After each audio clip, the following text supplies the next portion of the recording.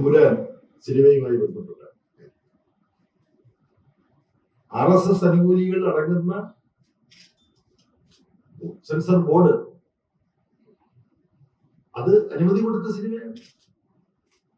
നിയമപരമായി പ്രദർശിപ്പിക്കാൻ അനുമതി ലഭിച്ച സിനിമ പ്രദർശിപ്പിക്കുമ്പോൾ ഓർഗനൈസർ എന്ന് പറയുന്ന RSSന്റെ മുഖപത്രത്തിൽ ഇതിനെ അധിക്ഷേപിച്ചുകൊണ്ട് ലേഖനം വരിക, എന്നിട്ട് ഔപചാരികമായ ഒരു ശ്രമവും ഈ സിനിമയുടെ ഏതെങ്കിലും ഭാഗം നീക്കം ചെയ്യണം എന്ന തരത്തിൽ വരുന്നില്ല.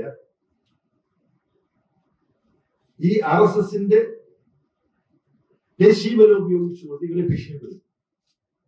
ഞങ്ങൾക്ക് ഇഷ്ടപ്പെടാത്ത ഇതിന്റെ ഭാഗങ്ങൾ നിങ്ങൾ നീക്കിയില്ലെങ്കിൽ നിങ്ങളെ ശരിപ്പെടുത്തുമെന്ന് അനൗപചാരികമായി ഭരണഘടനാ ബാഹ്യമായ നിയമബാഹ്യമായ ബന്ധപ്പെടുത്തികളിലൂടെ ഇവരെ ഭയപ്പെടുത്തും. സിനിമ ഒരു കലാരൂപം മാത്രമല്ല, ഒരു വ്യവസായവുമാണ്. ഒരുപാട് പണം മുടക്കി ആയിരക്കണക്കിന് ആളുകൾ ഇതിന്റെ പല പ്രവർത്തനത്തിൽ പങ്കെടുക്കുന്നുണ്ട്. ഒരുപാട് തൊഴിലാളികൾ, അഭിനേതാക്കൾ തൊഴിലാളികളാണോ എന്നുള്ളത് വേറൊരു വിഷയമാണ്, വേറെ സംഘടന. പക്ഷേ ക്യാമറ ചലിപ്പിക്കാൻ വിശദാംശങ്ങളിലേക്ക് ഞാൻ പോകുന്നു. അപ്പൊ അങ്ങനെ പണം മുടക്കി ഒരു കലാരൂപവും അതേസമയം ഒരു വ്യാവസായിക ഉൽപ്പന്നവും കൂടിയായിട്ടുള്ള സിനിമ ആ മേഖലയിൽ പ്രവർത്തിക്കുന്നവർക്ക് അവരുടെ പ്രവർത്തനം മതിയാക്കി തിരിച്ചുകൊണ്ടി വരും. ഇങ്ങനത്തെ സമീപനം ഒരു ഗവൺമെന്റ് എടുത്ത ഏറ്റവും മ്ലേച്ഛമായ സമീപനമാണ് നരേന്ദ്രമോദിയും അമിത്ഷായും ഇവരെ നിയന്ത്രിക്കുന്ന നാഗ്പൂരിലെ മോഹൻ ഭഗത്തും കൂടെ ചേർന്ന് നിസ്സാരമായി കണ്ടൊരു കാര്യമില്ല. കവിത എഴുതുന്നവർക്ക് ഇത് ബാധകമാകുന്നതാണ്, ബാധമായി കഴിയും. സ്റ്റാൻഡപ്പ് കൊമേഡിയൻസിന് ഇത് ബാധകമാണ്. അദ്ദേഹത്തിന് വേണ്ടി വന്നൊരു വളരെ പ്രശസ്തമായ കാർട്ടൂൺ നിങ്ങൾ പലരും കണ്ടിട്ടുണ്ടാവും. എന്നാലും അത് ഞാൻ പറയുകയാണ്. ഇന്ത്യയിൽ കൊമേഡിയന്മാരെ എല്ലാം നിരോധിച്ചിരിക്കുന്നു. ഒരു രാജ്യം ഒരു കൊമേഡിയൻ എന്ന് പറഞ്ഞിട്ടുണ്ട്.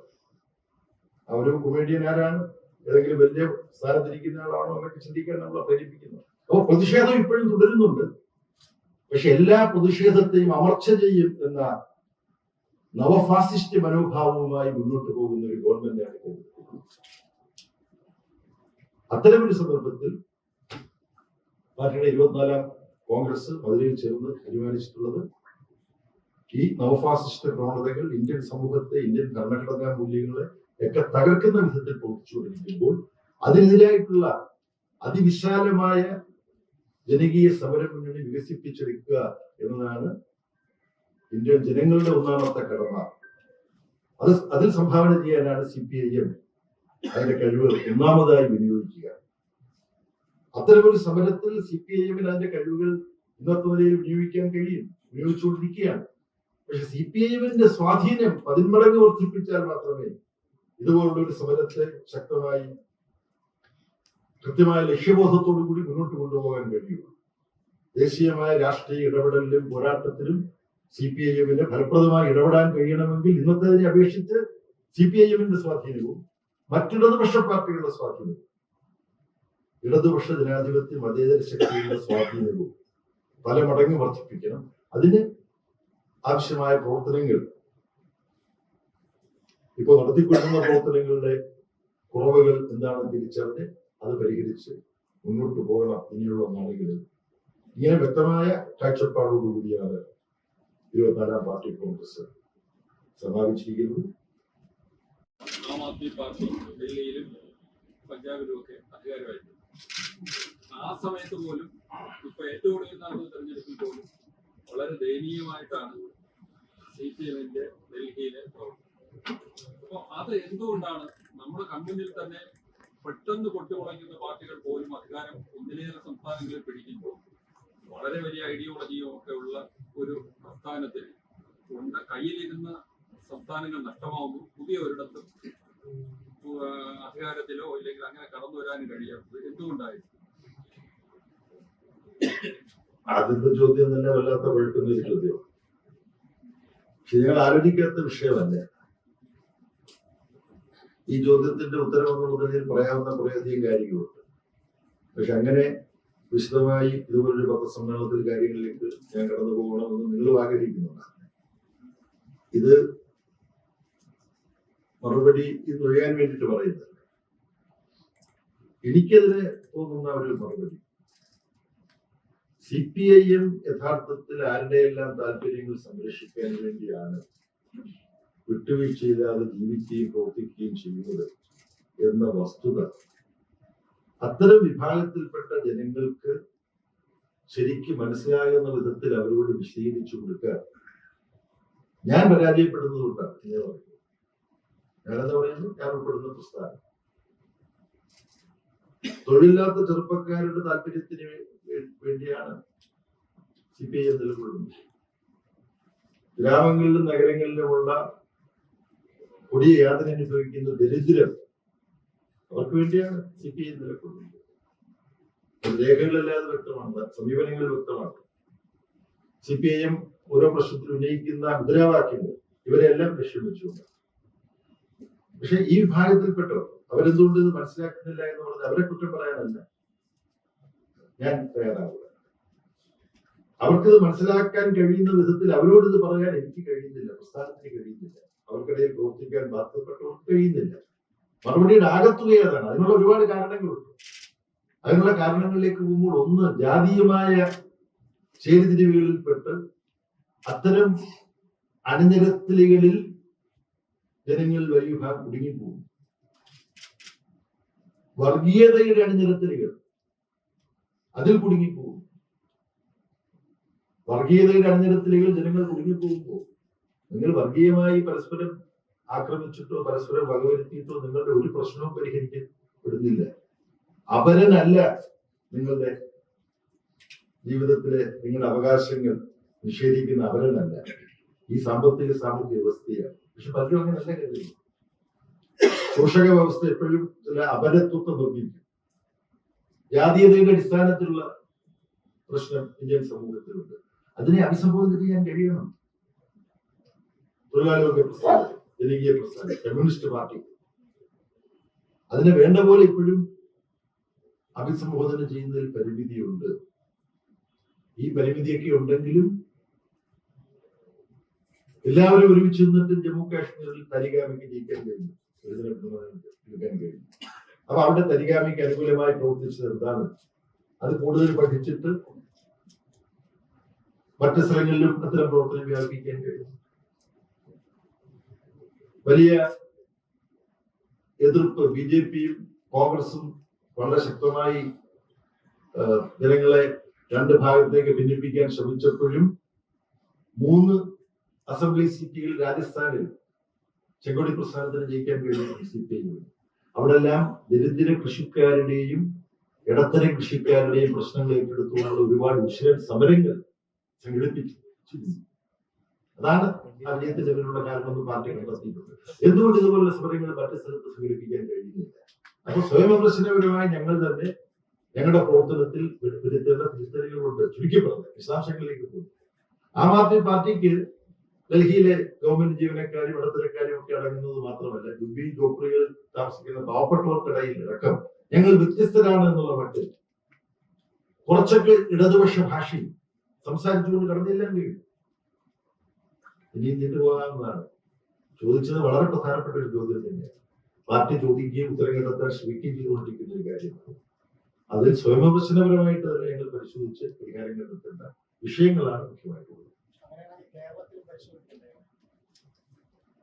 കേരളത്തിൽ ഇക്കാര്യത്തിൽ മറ്റു സ്ഥലങ്ങളിൽ നിന്ന് വ്യത്യസ്തമായി വിവിധ വിഭാഗം ജനങ്ങളുമായി വളരെ ദൃഢമായ ബന്ധം സ്ഥാപിക്കാൻ ഇവിടുത്തെ കമ്മ്യൂണിസ്റ്റ് പാർട്ടിക്കും പല കമ്മ്യൂണിസ്റ്റ് പാർട്ടി അംഗങ്ങൾ പ്രവർത്തിക്കുന്ന വർഗഭോജന സംഘടനകൾക്കും കഴിഞ്ഞതുകൊണ്ടാണ് ഇവിടെ ഒരു തുറുഭരണം ഉണ്ടായി സമീപകാല കേരള രാഷ്ട്രീയത്തിന്റെ ചരിത്രം തന്നെ തിരുത്തി എഴുതിയത്. ആ തുറുഭരണത്തിൽ ഒരു തുടർച്ചയുണ്ടാക്കാൻ കഴിയും എന്ന ചർച്ച സമൂഹത്തിൽ നടക്കുന്നുണ്ട്. കഴിയുമെന്ന് ചിന്തിക്കുന്നവരുണ്ട്, അതിനുള്ള സാധ്യത രൂപപ്പെട്ടിട്ടുണ്ടെന്ന് ചിന്തിക്കുന്നവരുണ്ട്. അതൊന്നുമില്ല, 10 വർഷം ഇവർ ഭരിച്ചല്ലോ, ഇനി നമുക്ക് അവസരം കിട്ടിയേക്കുമെന്ന് പ്രതീക്ഷിച്ച് അതിന്റെ പേരിൽ ആ മോഹം വെച്ചുകൊണ്ട് പരസ്പരം അടിപിടി കൂടുന്ന രാഷ്ട്രീയ വിഭാഗങ്ങളും കേരളത്തിലുണ്ട്. ഇതെല്ലാം കേരളത്തിലുണ്ട്. പക്ഷെ കേരളത്തിൽ ഇടതുപക്ഷ രാഷ്ട്രീയ പ്രസ്ഥാനത്തിന്റെ ശക്തി അത് സുരക്ഷിതമാണ്, ആർക്കും തർക്കമില്ലാത്ത കാര്യമാണ്. അത് ഈ ദുർഭരണത്തിലൂടെ പ്രതിഫലിക്കപ്പെട്ടതാണ്. അത് തുടരുന്നുണ്ടോ എന്നുള്ള കാര്യം ടെസ്റ്റ് ചെയ്യാൻ ആദ്യ ഒരു അവസരം നമുക്ക് വരുന്നുണ്ട്. ത്രിതല പഞ്ചായത്ത് തെരഞ്ഞെടുപ്പ്. അതിനുശേഷം നമുക്ക് നമുക്ക് വീണ്ടും കാണാൻ അവസരം കിട്ടുമ്പോൾ നമുക്ക് സംസാരിക്കാൻ പറ്റും.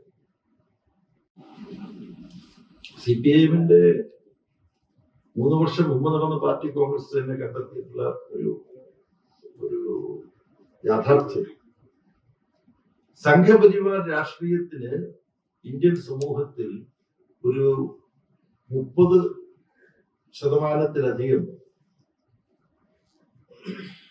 ഉറച്ച ഒരു സ്വാധീനമുണ്ട്. മറ്റു കാര്യങ്ങളിൽ എന്തൊക്കെ സംഭവിച്ചാലും സംഘപരിവാറിന് ഒരു 30% പിന്തുണ വോട്ട് ചെയ്യുന്നവരുടെ ഉണ്ട് എന്നൊരു സ്ഥിതി ഇവർ സൃഷ്ടിച്ചിട്ടുണ്ട്. അത് ഒരു പൊതുബോധ നിർമ്മിതിയാണ്. ആ പൊതുബോധ നിർമ്മിതിയിൽ സംഘപരിവാർ വിജയിച്ചിരിക്കുന്നു. ഇതുമായി ബന്ധപ്പെട്ട് കോൺഗ്രസിലെ എന്റെ പ്രിയപ്പെട്ട സുഹൃത്തുക്കൾ ചിന്തിക്കുന്നുണ്ടോ എന്ന് എനിക്ക് അറിഞ്ഞുകൂടാ. അവരിപ്പം ഗുജറാത്തിൽ ചില സുഹൃത്തുക്കൾ എന്നോട് സംസാരിക്കാൻ വേണ്ടി പുതിയ സാഹചര്യത്തിൽ വിളിച്ചു. അപ്പൊ ഗുജറാത്തിലേക്ക് പോയിരിക്കുകയാണ്, ഞങ്ങൾ അവിടെ എത്തിയെന്നൊക്കെ പറഞ്ഞിട്ട് എന്റെ സുഹൃത്തുക്കളാണോ അവരിത് ആലോചിക്കുന്നുണ്ടെന്ന്. മഹാത്മാഗാന്ധിയുടെ നാടിപ്പം ഈ മഹാത്മാഗാന്ധിയുടെ ഘാതകന്മാരുടെ രക്തം പുരണ്ട കരങ്ങളിലാണ്. എനിക്ക് സത്യം പറയാം, വലിയ വേദനയോട് കൂടിയിട്ടുള്ള വിസ്മയം തോന്നുന്നതാണ്. മഹാത്മാഗാന്ധിയുടെ ജീവൻ കവർന്നവരുടെ കൂട്ടാളികൾക്ക്, അവരുമായി ബന്ധപ്പെട്ടവർക്ക് തുടർച്ചയായി 3 തെരഞ്ഞെടുപ്പുകളിൽ ജയിച്ച്, മൂന്നാമത്തെ തെരഞ്ഞെടുപ്പിൽ 1 വർഷം മുമ്പ് കഴിഞ്ഞ തെരഞ്ഞെടുപ്പിൽ 3/2 ഭൂരിപക്ഷം നേടി ഇന്ത്യൻ ഭരണഘടനയെ തന്നെ തങ്ങൾ ഇച്ഛിക്കുന്ന വിധത്തിൽ മാറ്റണം എന്നാണ് അവർ ഉദ്ദേശിച്ചത്. അത് പരാജയപ്പെടുത്താൻ ഇന്ത്യ ബ്ലോക്കിന്റെ ഇടപെടൽ കൊണ്ടാണ് കഴിഞ്ഞത്. അപ്പം ഇത് ഇന്ത്യൻ സമൂഹത്തിലെ വലിയൊരു വെല്ലുവിളിയാണ്. കേരളത്തിൽ ഇടതുപക്ഷത്തിന് സ്വാധീനമുള്ള സ്ഥലങ്ങളിൽ പോലും BJP അതിന്റെ സ്വാധീനം വർദ്ധിപ്പിക്കുന്നില്ലേ എന്ന ചോദ്യം നമ്മുടെ സമൂഹം ഉന്നയിച്ചിട്ടുള്ള ചോദ്യമാണ്. അതൊക്കെ സംഭവിക്കുന്നത് എന്തുകൊണ്ടാണ്? ഈ പൊതുബോധ നിർമ്മിതി. ഇവർക്ക് പിന്നിൽ അണിനിരക്കുന്നത് കുറച്ചിലാണെന്നുള്ളൊരു ബോധം കേരളത്തിൽ മുമ്പുണ്ടായിരുന്നു. BJP-യോടൊരു അനുഭാവം എനിക്കുണ്ട് എന്ന് നമ്മുടെയൊക്കെ മുമ്പിൽ സമ്മതിക്കാൻ മുമ്പുണ്ടായിരുന്ന കുറച്ചിൽ, ജാല്യത, അതില്ലാതായതിൽ ഒരു ഘടകം തുടർച്ചയായി കേന്ദ്ര ഭരണത്തിലിരിക്കുന്ന ഒരു പാർട്ടിയുടെ ഭാഗമാണ് നമ്മൾ എന്ന ഭരണാധികാരത്തിന്റെ അടിസ്ഥാനത്തിലുള്ള ഒരു ഉള്ളിലുള്ള ന്യായികൻ. ഇന്ത്യ ഭരിക്കുന്ന പാർട്ടിയുടെ കൂടെ നിൽക്കുകയാണ്, ഇന്ത്യയായിട്ടല്ലേ ഭരിക്കുന്നു, പിന്നെ അവരുമായിട്ട് സഹകരിച്ചതെന്താണ് എന്ന തരത്തിലുള്ള ഒരു ന്യായീകരിക്കൽ സമ്പ്രദായം, അത് വെച്ചിട്ടാണ് അവര് പിന്നെ എല്ലാവരെയും കുറ്റം പറയും. ഇത് കുഴപ്പമില്ല, നിങ്ങളുടെ കൂട്ടത്തിലും കുറെ കുഴപ്പമുണ്ട്, ഇവരുടെ കൂട്ടത്തിലും കുറെ കുഴപ്പമുണ്ട്, പക്ഷെ ഞങ്ങളുടെ കുഴപ്പമില്ല. ഈ അധികാരത്തെ ആസ്പദമാക്കിയിട്ടുള്ള രാഷ്ട്രീയ ന്യായീകരണം, രാഷ്ട്രീയ സാധൂകരണം, അതാണ് ഞാൻ ഇങ്ങനെ വാക്കുകൾ സൃഷ്ടിക്കുക. രാഷ്ട്രീയ നിലപാടിന്റെ സാധൂകരണം എന്താണ്? ഇന്ത്യയിലെ ഭരണ പാർട്ടി. ആ സാധൂകരണ പ്രതിഭാസം കേരളത്തിലും പല സ്ഥലങ്ങളിലും നടക്കുന്നുണ്ട്. ഇത് കേരളീയ സമൂഹം ചർച്ച ചെയ്യേണ്ട ഒരു വിഷയമായതുകൊണ്ട് ഞാൻ പറയുകയാണ്. എന്നെ വിളിച്ച് ചില സഹാക്കൾ പറഞ്ഞിട്ടുണ്ട്, സഹാവേ, നമ്മളൊന്നും ഒരിക്കലും BJP-യുടെ കൂടെ പോകുന്ന കരുതാത്ത ചില ആളുകൾ ഇവിടെ ഇപ്പൊ ചെറിയ ചില അനുഭവങ്ങൾ, നമ്മുടെ ആളുകളൊന്നും അല്ല, പക്ഷെ സമൂഹത്തിൽ ചില മാന്യന്മാരുണ്ടല്ലോ, ഇടത്തിലൊക്കെ പുതുക്കാരി പ്രസക്തർ എന്നൊക്കെ പറയുന്ന ചിലരാണെങ്കിൽ ചിലരെ കുറിച്ച് പറഞ്ഞത് ഞാൻ പറയാം. പാത്തും തുടങ്ങിയൊക്കെ ഇവരുമായിട്ട് സഹകരിച്ചിരുന്ന ചില ആളുകൾ ഇപ്പൊ പരസ്യമായിട്ട് അവരുമായിട്ട് സഹകരിക്കാൻ തുടങ്ങി. നിങ്ങൾക്ക് ഇതുപോലെ കേൾക്കേണ്ടി വന്നിട്ടില്ല, എനിക്ക് കേൾക്കേണ്ടി വന്നിട്ടുണ്ട്. അപ്പൊ ഇതിന്റെ പ്രധാനപ്പെട്ട കാരണം എന്ന് പറയുന്നത് അത് പല തലങ്ങളുണ്ട്. ഒന്ന്, വ്യത്യസ്ത മേഖലയിലുള്ള പ്രമുഖർക്ക് പലർക്കും അംഗീകാരം കിട്ടണമെന്നുണ്ട്. അപ്പോ പത്മഭൂഷണും പത്മശ്രീയൊക്കെ ആരാ കൊടുക്കുന്നത്? അപ്പോൾ പെട്ടെന്ന് മനസ്സിലാകുന്ന ഭാഷയെ പറഞ്ഞാൽ നമ്മുടെ പ്രാഞ്ചിയേട്ടന്മാർ പലരും അക്കാരണത്താൽ ഇവിടേക്ക് ആകർഷിക്കപ്പെടും. അപ്പൊ ഇതൊരു പ്രതിഭാസമാണ്. പാർട്ടിയെ സംബന്ധിച്ചിടത്തോളം ഇത് ഗൗരവത്തിലെടുക്കേണ്ടതാണ്. പല പ്രദേശത്തും അപ്രതീക്ഷിതമായി ഭരണത്തിൽ വരാൻ വേണ്ട സ്വാധീനങ്ങൾ നേടിയെടുക്കുന്നു. ത്രിപുര ബംഗാൾ പോലെ, പശ്ചിമ ബംഗാൾ പോലുള്ള സംസ്ഥാനത്ത് പ്രധാനപ്പെട്ട അധികാരത്തിന് വേണ്ടി മത്സരിക്കുന്ന ഒരു പാർട്ടിയായിട്ട് BJP മാറിയിരുന്നു. അപ്പൊ ഇത് ഇന്ത്യൻ രാഷ്ട്രീയത്തിൽ വളരെ ഗൗരവമുള്ള ഒരു പ്രതിഭാസമാണ്. ഇടതുപക്ഷത്തിന് സ്വാധീനം ഉണ്ടായിരുന്ന പ്രദേശങ്ങളിലും ഈ പ്രതിഭാസം വർദ്ധിക്കുന്നുണ്ട്. പക്ഷെ കേരളത്തിൽ ഈ ശക്തികൾക്ക് അക്കൗണ്ട് തുറക്കാൻ ഇടതുപക്ഷം ഒരിക്കലും അവസരം കൊടുത്തിട്ടില്ല. ഈ പത്രസമ്മേളനം നടക്കുന്ന ജില്ലയിൽ BJPക്ക് ഒരു MLA ഉണ്ടായിരുന്നു. ആ MLAക്ക് ജയിക്കാൻ, BJP MLAക്ക് നേമത്ത് നിന്ന് ജയിക്കാൻ വോട്ട് കിട്ടിയത് എവിടാണെന്ന് അദ്ദേഹം ജയിച്ച അസംബ്ലി തെരഞ്ഞെടുപ്പിൽ UDFന് കിട്ടിയ വോട്ടും അതിന് തൊട്ട് മുമ്പ് നേമത്ത് അസംബ്ലി മണ്ഡലത്തിൽ UDF സ്ഥാനാർത്ഥിക്ക് കിട്ടിയ വോട്ടും താരതമ്യപ്പെടുത്തിയെങ്കിൽ പ്രാഥമിക ഗണിതശാസ്ത്രം അറിയുന്ന ആർക്കും ആരുടെ വോട്ടുകൊണ്ടാണ് നിയമസഭയിലേക്ക് ഒരു അക്കൗണ്ട് തുറക്കാൻ അവർ കഴിഞ്ഞത് എന്നറിയാം. കേരളത്തിന്റെ ഇന്നത്തെ മുഖ്യമന്ത്രി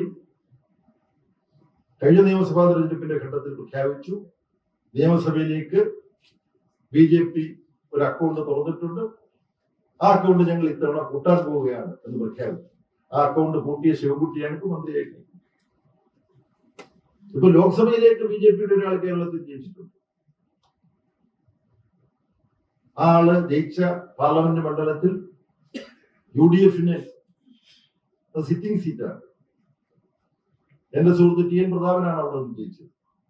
അദ്ദേഹം ജയിക്കുമ്പോൾ UDFന് കിട്ടിയ വോട്ട് എത്രയാണ് എന്ന കണക്ക് എന്റെ മാന്യ സുഹൃത്തുക്കൾ നോക്കുക. ഇപ്പോൾ സുരേഷ് ഗോപി ജയിച്ചപ്പോൾ അവിടെ UDFന്റെ സ്ഥാനാർത്ഥിക്ക് എത്ര വോട്ട് കിട്ടിയിട്ടുണ്ടെന്ന് നോക്കുക. LDFന്റെ വോട്ട് മുൻ ലോക്സഭാ തെരഞ്ഞെടുപ്പിനെ അപേക്ഷിച്ച് കഴിഞ്ഞ ലോക്സഭാ തെരഞ്ഞെടുപ്പിൽ 16,000 കൂടിയിട്ടില്ലേ എന്ന കണക്ക് പരിശോധിക്കുന്നത് കാണാൻ കഴിയും. കോൺഗ്രസ് ലോക്സഭയിലേക്ക് തൃശ്ശൂരിൽ നിന്ന് ഒരാളെ കൊടുക്കുക മാത്രമല്ല ചെയ്തത്. നിങ്ങൾ എഴുതുപോയി, ഞാൻ ഈ പറയുന്നത് നാളെ ഒരു ബോക്സിൽ കൊടുക്കുമോ?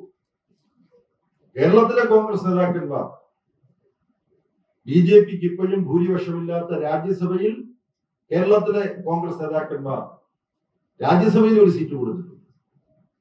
കേരളത്തിലെ നേതാക്കന്മാർ. പക്ഷെ ഇവിടെ നിന്നല്ലേ കൊടുത്തത്, രാജസ്ഥാനിൽ നിന്നാണ് കൊടുത്തത്. കൂടുതലും ഞാൻ പറയണോ അതിനെ കുറിച്ച്? പറയണ്ടല്ലോ, വ്യക്തമല്ലേ ഞാൻ പറഞ്ഞത്? ഇതൊന്നും അറിയാതെ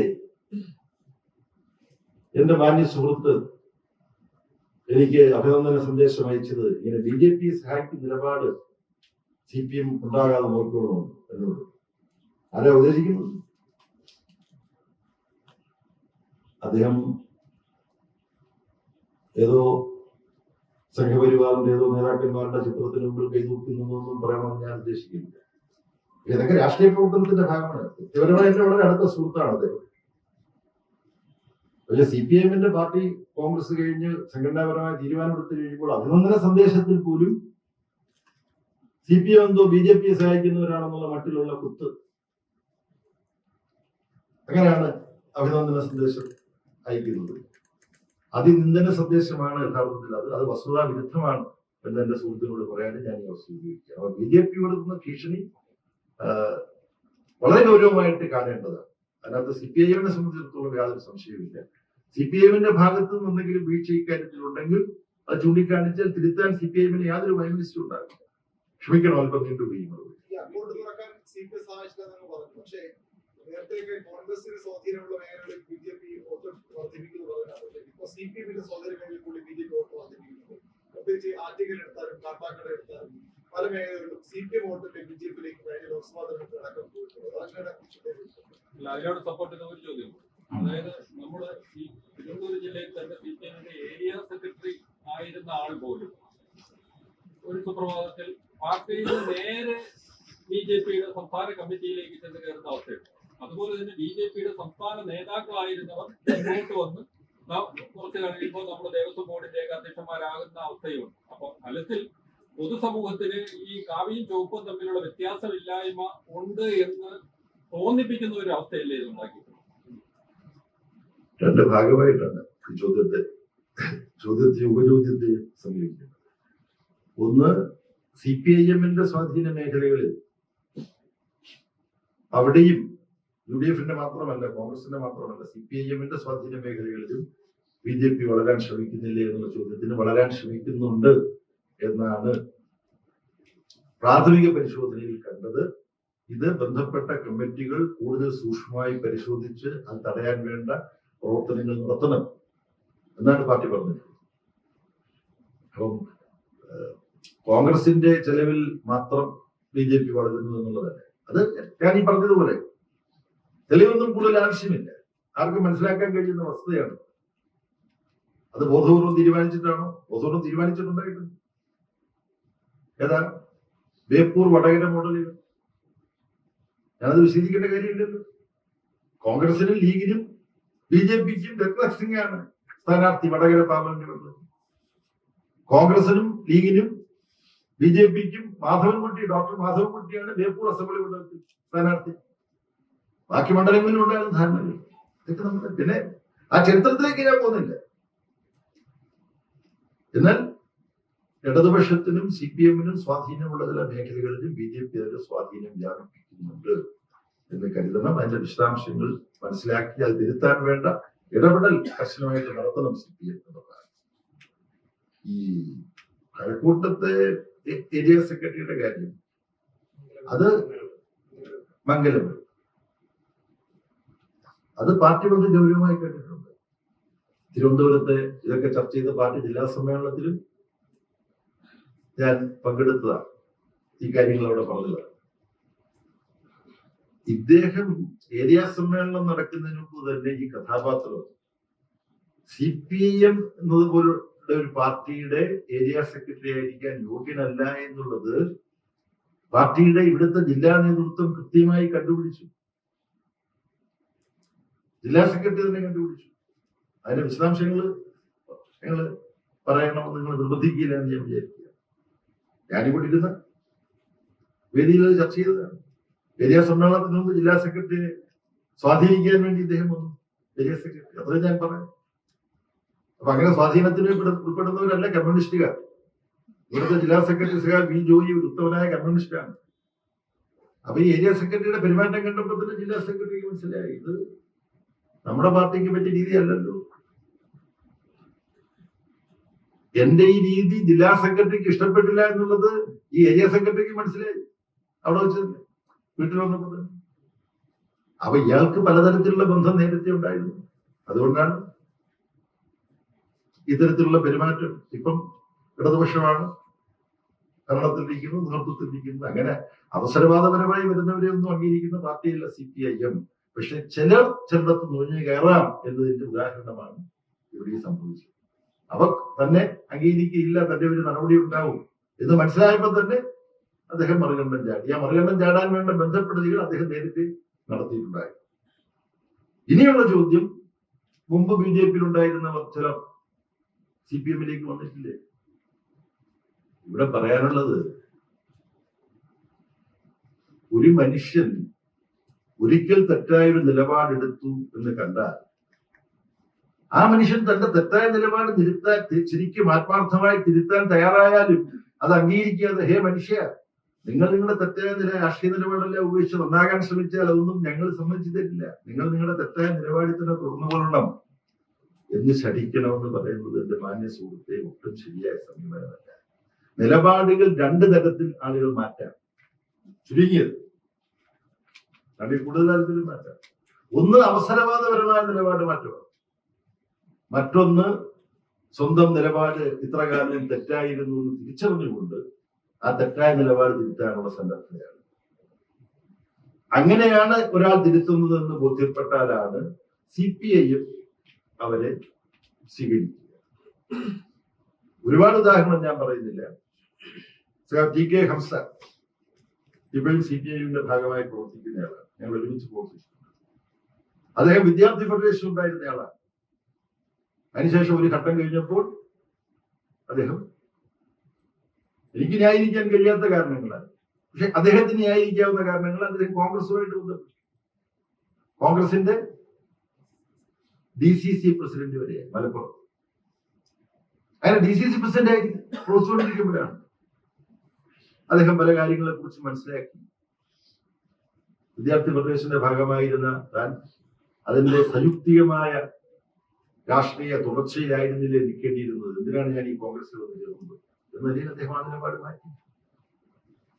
അദ്ദേഹം CPIMന്റെ പിന്തുണയോടുകൂടി മത്സരിച്ചു, പാർട്ടി പ്രവർത്തകനായി നടന്നു, മത്സരിച്ചു, MLA ആയി, മന്ത്രിയായി. ലീഗിന്റെ സ്വാധീന മേഖലയായിട്ടുള്ള മഞ്ചേരി പാർലമെന്റ് മണ്ഡലത്തിൽ ലീഗിന്റെ സ്ഥാനാർത്ഥിയെ തോൽപ്പിച്ചുകൊണ്ട് അരിവാൾ ചുറ്റിക നക്ഷത്രത്തിൽ ലോക്സഭാംഗമായി 2004. അദ്ദേഹം വയസ്സായി, പ്രധാനപ്പെട്ട ഉത്തരവാദിത്വം. ഇപ്പോഴും പാർട്ടിയുടെ ഭാഗമായി നിൽക്കുകയാണ്, പാർട്ടിയുടെ നിലപാടുകൾ ശക്തമായി ന്യായീകരിച്ചുകൊണ്ടിരിക്കുകയാണ്. ഇതുപോലുള്ള പല ഉദാഹരണങ്ങളും ഞങ്ങളുടെ മുമ്പിലുണ്ട്. KT ജലീൽ മുസ്ലിം ലീഗിന്റെ വളരെ പ്രധാനപ്പെട്ട നേതാവായി, മുസ്ലിം യൂത്ത് ലീഗിന്റെ നേതാവായിരുന്നു. ഇപ്പോൾ പുരോഗമന പ്രസ്ഥാനത്തിന്റെ കരുത്തുറ്റ വക്താവാണ് KT ജലീൽ.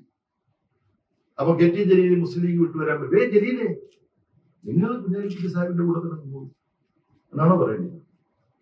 അപ്പൊ ലീഗിൽ നിന്ന് വിട്ടുവരുന്നവരെ നിങ്ങൾ സ്വീകരിക്കുന്നു, കോൺഗ്രസ് നിന്ന് വിട്ടുവരുന്നവരെ ഓരോരുത്തരെയും പരിശോധിച്ചിട്ട് സ്വീകരിക്കാവുന്നവരാണോ വേണ്ടയോ എന്നല്ല, അല്ലയോ എന്ന് പരിശോധിച്ചിട്ടാണ് പാർട്ടി ഇത്തരം കാര്യങ്ങൾ തീരുമാനമെടുക്കുന്നത്. പാർട്ടി ഇത്തരം കാര്യങ്ങൾ വളരെ ശരിയായ മാനുഷികമായ ഒരു സമീപനമാണ് പിന്തുടരുന്നത് എന്നുള്ളതാണ്. ഒറ്റപ്പെട്ട ചില അനുഭവങ്ങൾ എന്റെ സുഹൃത്ത് ചൂണ്ടിക്കാണിച്ചതുപോലെ ചിലപ്പോൾ ചില വിലയിരുത്തലുകൾ തെറ്റിപ്പോകാം. അത് എറർ ഓഫ് ജഡ്ജ്മെന്റ് എന്നാണ് പറയുന്നത്. നമ്മുടെ വിലയിരുത്തലിൽ നമുക്ക് സംഭവിച്ച ഒരു തെറ്റാണ്, അല്ല ബോധപൂർവ്വമുള്ളൊരു തെറ്റല്ല. ബോധപൂർവ്വം CPIM ഒരിക്കലും തെറ്റ് ചെയ്യുകയില്ല. ഇന്ന് ദേശീയ രാഷ്ട്രീയത്തിൽ ഏറ്റവും ആവശ്യമുള്ളത്, ഏറ്റവും മിതമായ ഭാഷയിൽപ്പെട്ടാൽ സാമൂഹ്യ വിരുദ്ധമായ നയസമീപനങ്ങൾ പിന്തുടരുന്ന കേന്ദ്ര BJP ഗവൺമെന്റിനെ അധികാരത്തിൽ നിന്ന് നിഷ്കാസനം ചെയ്യുക എന്നതാണ് ഇന്ത്യൻ രാഷ്ട്രീയത്തിലെ ഒന്നാമത്തെ കടമ. പലരും ആ ഒന്നാമത്തെ കടമയിലാണ് നിൽക്കുന്നതെങ്കിൽ അവരിൽ നിന്ന് വ്യത്യസ്തമായി CPIM രണ്ടാമതൊരു കടമ കൂടി പറയുന്നു. എന്താ അത്? 10 വർഷക്കാലം കേന്ദ്ര ഭരണത്തിലിരുന്ന് ഇന്ത്യൻ സമൂഹത്തിന്റെ കോശങ്ങളിൽ വെറുപ്പും വിദ്വേഷവും വർഗീയ വിഷവും കുത്തി നിറച്ചിട്ടുണ്ട് RSSഉം സംഘപരിവാറും. ഇന്ത്യയുടെ കോശത്തിൽ, ശരീരത്തിൽ കോശങ്ങളുണ്ട്, നമ്മുടെ രാജ്യത്തിന്റെ കോശങ്ങളിൽ വർഗീയതയുടെ വിഷം കുത്തി നിറച്ചിട്ടുണ്ട് സംഘപരിവാർ. ആ ഇന്ത്യൻ സമൂഹത്തെ ഡീടോക്സിഫൈ ചെയ്ത് വിഷവിമുക്തമാക്കാനുള്ള ജോലി വേറെ എടുക്കണം. ഇവരെ തോൽപ്പിച്ചാൽ നരേന്ദ്രമോദിയും അമിത്ഷായെയും മോഹൻ ഭഗത്തിനെയും കേന്ദ്ര ഭരണാധികാരത്തിൽ നിന്ന് ഇറക്കി വിടുന്നതുകൊണ്ട് ആ ജോലി തീർന്നിട്ടില്ല, പിന്നെയും ജോലിയുണ്ട്. ഇന്ത്യൻ സമൂഹത്തെ വർഗീയ വിഷത്തിന്റെ പിടിയിൽ നിന്നും വിമുക്തമാക്കണം. വേറെ ഏതെങ്കിലും പാർട്ടി ഇത് പറഞ്ഞിട്ടുണ്ടോ? AICC സെഷൻ വല്ല പ്രമേയത്തിനെ കുറിച്ച് പാസ്സാക്കിയിട്ടുണ്ടോ? AICC ഞങ്ങൾ വിമർശിക്കും, പക്ഷേ കോൺഗ്രസും കൂടെ പങ്കെടുത്തിട്ടുള്ള സമരത്തിലൂടെ ഇന്നത്തെ ഇന്ത്യയിൽ BJPയെ തോൽപ്പിക്കാൻ കഴിയും. ആ യാഥാർത്ഥ്യബോധം ഞങ്ങൾക്കുണ്ട്. കോൺഗ്രസിനെ പോലെ നയങ്ങളിൽ വ്യക്തതയില്ലാത്ത ഒരു പാർട്ടിയെ കൂടി ആശ്രയിക്കാതെ നമുക്ക് തന്നെ അങ്ങ് BJPയെ തോൽപ്പിക്കാം എന്ന് CPM പ്രമേയം പാസ്സാക്കിയതുകൊണ്ടുള്ള കാര്യമുണ്ട്. രാഷ്ട്രീയം എന്ന് പറഞ്ഞാൽ വസ്തുനിഷ്ഠമായ സാഹചര്യത്തിൽ അവിടുത്തെ ശാക്തിക ബന്ധങ്ങൾ മുഴുവൻ നോക്കി അതിനനുസരിച്ച് ഒരു രാഷ്ട്രീയ സമരതന്ത്രം ആവിഷ്കരിക്കുകയാണ്. BJPയും ഈ നവഫാസിസ്റ്റ് ശക്തികൾ ഉയർത്തുന്ന ഭീഷണിയെ പരാജയപ്പെടുത്തുന്നതിൽ ഇന്ന് ഇന്ത്യൻ രാഷ്ട്രീയത്തിൽ കോൺഗ്രസിന് വളരെ പ്രധാനപ്പെട്ട ഒരു പങ്ക് വഹിക്കാനുണ്ട്. പക്ഷെ അത് അവരും കൂടെ കൃത്യമായിട്ട് മനസ്സിലാക്കണം.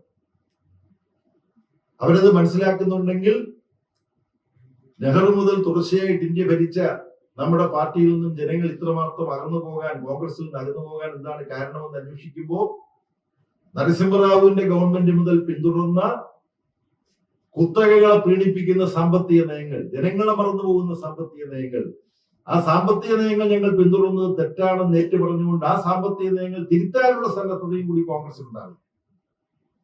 അത് ഇനിയും കണ്ടിട്ടില്ല. വർഗീയതയ്ക്കെതിരായിട്ടുള്ള സമരവും എല്ലാതരം വർഗീയതകൾക്കുമെതിരായ സമരം എന്ന നിലയിൽ ശാസ്ത്രീയമായി വികസിപ്പിക്കാൻ കോൺഗ്രസിന് കഴിയണം. അതും കോൺഗ്രസിന് ഇപ്പോഴും കഴിയുന്നില്ല. രാഷ്ട്രീയമായ ചില അപ്പൊ അത്തരത്തിലുള്ള കോൺഗ്രസ് വിമർശനമുണ്ട്. പക്ഷെ കോൺഗ്രസ് വിമർശനം ഉണ്ടായിരിക്കുമ്പോൾ തന്നെ കോൺഗ്രസിന് BJP-യെ തോൽപ്പിക്കാനുള്ള രാഷ്ട്രീയ സമരത്തിൽ വളരെ പ്രധാനപ്പെട്ട ഒരു പങ്ക് വഹിക്കാനുണ്ടെന്നുള്ള യാഥാർത്ഥ്യബോധവും ഞങ്ങൾക്കുണ്ട്. എന്റെ സുഹൃത്ത് പറയുന്നത് ഇത് രണ്ടും കൂടെ പറയുന്നത് ജാള്യതയാണെന്ന്. അല്ല, ശാസ്ത്രീയതയാണ് ഇത് രണ്ടും പറയുന്നത്.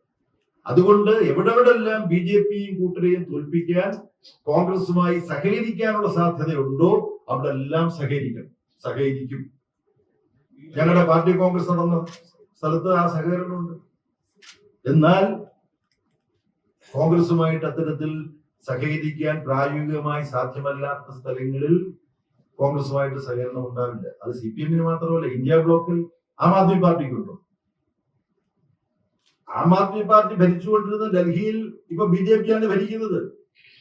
അവിടെ BJP-യെ ഭരണത്തിൽ കൊണ്ടുവന്നതിൽ കോൺഗ്രസിന് വല്ല പങ്കുകൊണ്ടോ? എനിക്കറിഞ്ഞൂടാ. ഒരു മത്സരിക്കുകയായിരുന്നു, പങ്കുകൊണ്ടെന്ന് ഞാൻ ആരംഭിക്കുന്നില്ല. അപ്പം ഇന്ത്യ ബ്ലോക്ക് എന്ന് പറയുന്ന രാഷ്ട്രീയമായൊരു സംവിധാനമുണ്ട്. അത് നിർമ്മിച്ചെടുക്കുന്നതിൽ CPIM വലിയൊരു പങ്ക് വഹിച്ചിട്ടുണ്ട്.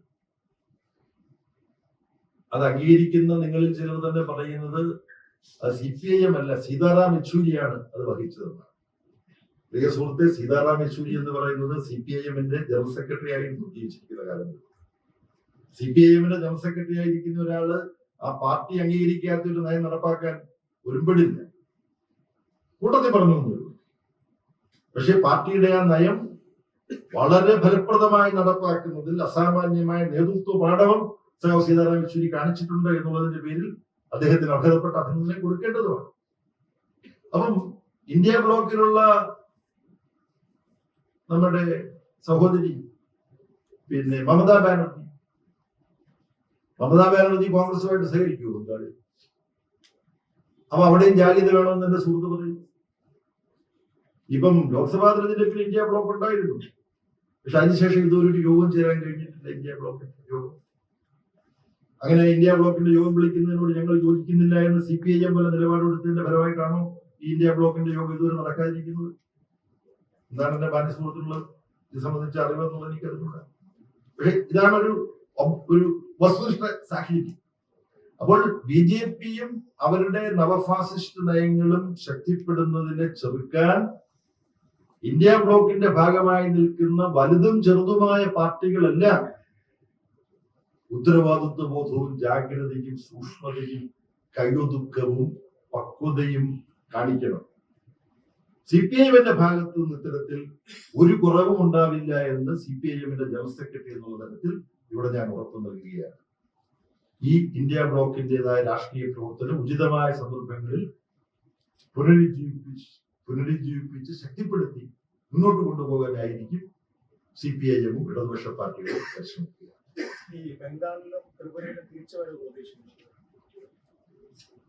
ബംഗാളിലും ത്രിപുരയിലുമൊക്കെ തിരിച്ചുവരവ് പ്രതീക്ഷിക്കുന്നില്ലെങ്കിൽ പിന്നെ നമുക്ക് പ്രതീക്ഷിക്കാൻ വല്ലതും ഉണ്ടോ? അഖില ഇന്ത്യ പാർട്ടി കോൺഗ്രസിനെ സംബന്ധിച്ച് ചർച്ച ചെയ്ത് ചില അഭിപ്രായങ്ങൾ രൂപീകരിച്ചിട്ടുണ്ട്. ക്ഷമാപൂർവം ജനങ്ങൾക്കിടയിൽ പ്രവർത്തിച്ച് നഷ്ടപ്പെട്ടു പോയ സ്വാധീനം ബംഗാളിലും ത്രിപുരയിലും വീണ്ടെടുക്കുക എന്നുള്ളത് ഇന്ത്യയിലെ ഇടതുപക്ഷത്തിന്റെ മുന്നോട്ട് പോക്കിന് അന്വേഷണീയമാണ്. നവഫാസിസ്റ്റുകളുടെ ആധിപത്യത്തിൽ നിന്ന് ഇന്ത്യയെ മോചിപ്പിക്കാനുള്ള പോരാട്ടത്തിലും ബംഗാളിന്റെയും ത്രിപുരയുടെയും സംഭാവന നൽകാൻ സാധിക്കണമെങ്കിൽ അവിടെ CPIM-ഉം ഇടതുപക്ഷവും ശക്തി വീണ്ടെടുക്കണം. അതിന് അനുയോജ്യമായ പ്രവർത്തനങ്ങൾ അവിടെ ആവിഷ്കരിക്കാൻ ശ്രമിക്കുകയാണ്. ഡൽഹിയിലേക്ക് പോയി കഴിഞ്ഞാൽ ആദ്യമായി ഞാനൊരു പരിപാടിക്ക് പോകുന്നത് ബംഗാളിലാണ്. അവിടുത്തെ സഹാക്കളുമായിട്ട് കാണുന്നുണ്ട്, അവിടുത്തെ കമ്മിറ്റിയിൽ പങ്കെടുക്കുന്നുണ്ട്. അവര് കമ്മിറ്റി പാർട്ടി കോൺഗ്രസ് ആദ്യത്തെ കമ്മിറ്റി തന്നെ പങ്കെടുക്കണമെന്ന് ആവശ്യപ്പെട്ടിട്ടുണ്ട്. അവിടെ പോകുന്നുണ്ട്. ത്രിപുരയിലേക്ക് പോകും. അവിടുത്തെ സഹാക്കളുടെ വിലയിരുത്തലും കാര്യങ്ങളുമെല്ലാം പഠിച്ച് അവരുമായി സംസാരിച്ച് ഇവിടെ എല്ലാം പാർട്ടിയുടെ നഷ്ടപ്പെട്ടു പോയ സ്വാധീനം എങ്ങനെ വീണ്ടെടുക്കാൻ കഴിയുമെന്നുള്ള പരിശോധനയാണ് പാർട്ടി സംഘടനാപരമായിട്ട് ഏറ്റവും കൂടുതൽ ശ്രദ്ധയോടെ ഏറ്റെടുക്കാൻ ഉദ്ദേശിക്കുന്നത്.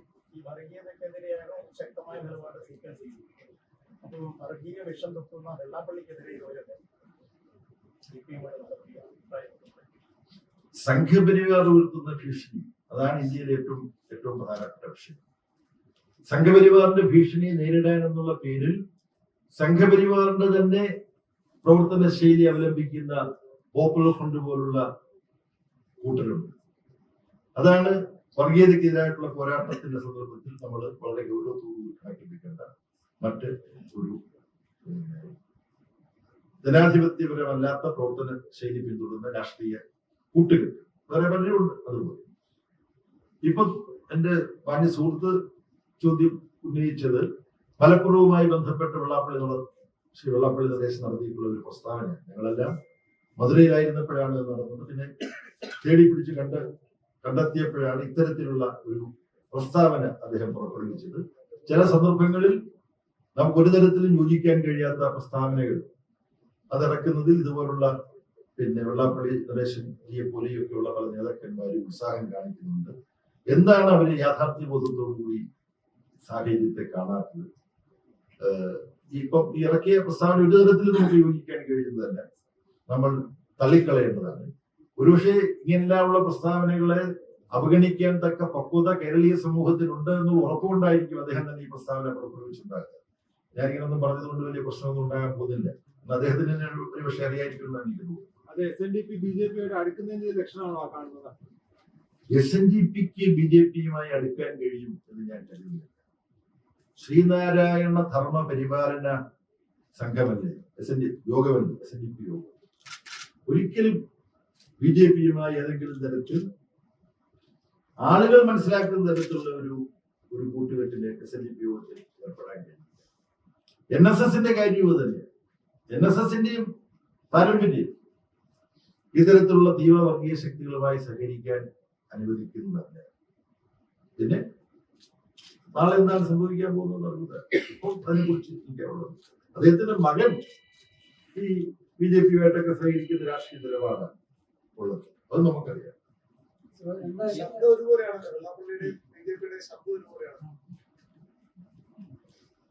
എന്തായാലും ശബ്ദം അതിന്റെ ഡെസിബൽസ് എല്ലാം പരിശോധിക്കാനുള്ള ഒരു ശേഷി എനിക്കില്ല. അതുകൊണ്ട്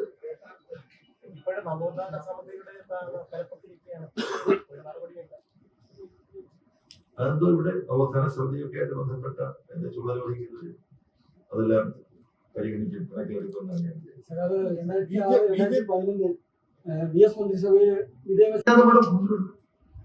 കേരളം ഒരു സ്വതന്ത്ര പരമാധികാര റിപ്പബ്ലിക് അല്ല. കേരളത്തിന് മാത്രമായി ഒരു നയം രൂപീകരിക്കാൻ കഴിയില്ല. എന്നാൽ ലെനിന്റെ റഷ്യ ഒരു സ്വതന്ത്ര പരമാധികാര റിപ്പബ്ലിക് ആയിരുന്നു. ആ ലെനിന്റെ റഷ്യയിൽ വിദേശ മൂലധന നിക്ഷേപമാകാം, സ്വകാര്യ നിക്ഷേപമാകാം, സ്വകാര്യ മുതലാളിത്ത ഘടകങ്ങൾക്കും പ്രവർത്തനത്തിന് സൗകര്യം കൊടുക്കാം എന്നുള്ളതാണ് ന്യൂ ഇക്കണോമിക് പോളിസിയിലൂടെ ലെനിൻ നടപ്പാക്കിയത്. New economic policy of Lenin എന്ന് ഗൂഗിളിൽ സെർച്ച് ചെയ്താൽ നിങ്ങൾക്ക് കിട്ടും, വായിച്ചു നോക്കാം. റെഡിലി അവൈലബിൾ, കളക്ടർ നോട്ട്സ് നോക്കണം.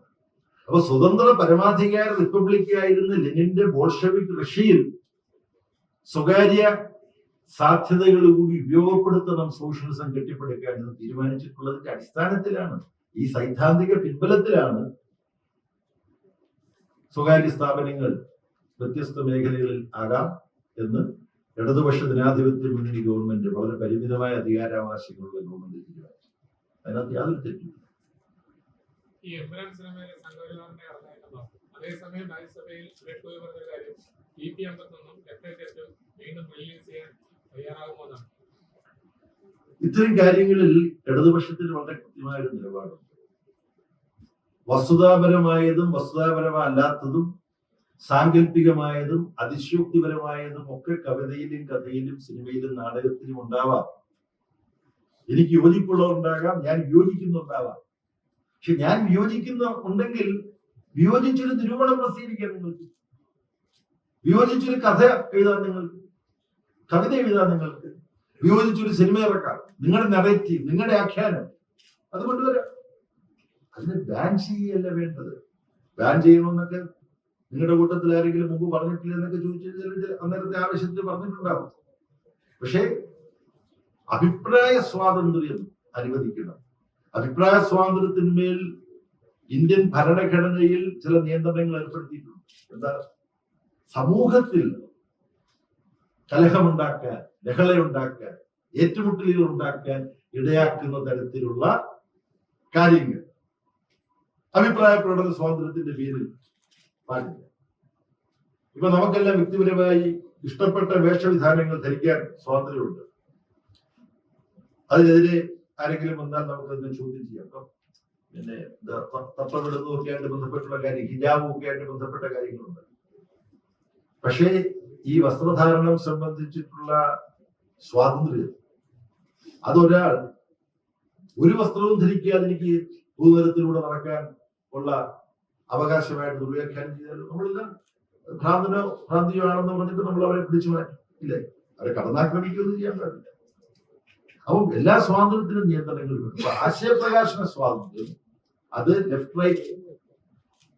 ലെഫ്റ്റ് ആണെങ്കിലും മറ്റ് സിനിമകളാണെങ്കിലും കവിതകളാണെങ്കിലും കഥയാണെങ്കിലും അതിനെ നിരോധിക്കുക എന്നുള്ള നിലയിലല്ല, അവയ്ക്കെതിരായിട്ടുള്ള സർഗാത്മകമായ നിരൂപണങ്ങളും വിമർശനങ്ങളും പ്രതികരണങ്ങളും അതാണ് വേണ്ടത്. സംവാദമാകാം, പക്ഷെ നിരോധനം പാടില്ല. സാഹിത്യകൃതികളുടെ കാര്യം അതിനകത്ത് ഇപ്പോ അശ്ലീലമെന്ന് മുദ്രകുത്തപ്പെടുന്ന സാഹിത്യത്തെ കുറിച്ച് തന്നെ നമ്മുടെ എബ്രഹാം മാത്യുവിനെ പോലും പറയാൻ പറ്റും. അശ്ലീലമെന്ന് ആക്ഷേപിക്കപ്പെടുന്ന എത്രയോ കൃതികൾ ലേഡി ചാക്രിസ് ടവറാണ് അതിനകത്ത് എപ്പോഴും ഉദ്ധരിക്കപ്പെടുന്നത്. ശീലവും അശ്ലീലവും അത് വായിക്കുന്നവരുടെ കണ്ണിലാണ്, അവരുടെ ഹൃദയത്തിലാണ്, അവരുടെ ബോധത്തിലാണുള്ളത്. ഇതെല്ലാം എന്നോ പിന്നെ സെറ്റ് ചെയ്ത് കഴിഞ്ഞ കാര്യങ്ങളാണ്, എന്നോ തീരുമാനിക്കപ്പെട്ട് കഴിഞ്ഞ കാര്യങ്ങൾ. ഇവിടെ എമ്പുരാന്റെ പ്രശ്നം എന്ന് പറഞ്ഞാൽ ഞാൻ ആദ്യം പറഞ്ഞു കഴിഞ്ഞു, ഞാൻ ആവർത്തിക്കേണ്ട കാര്യമില്ല.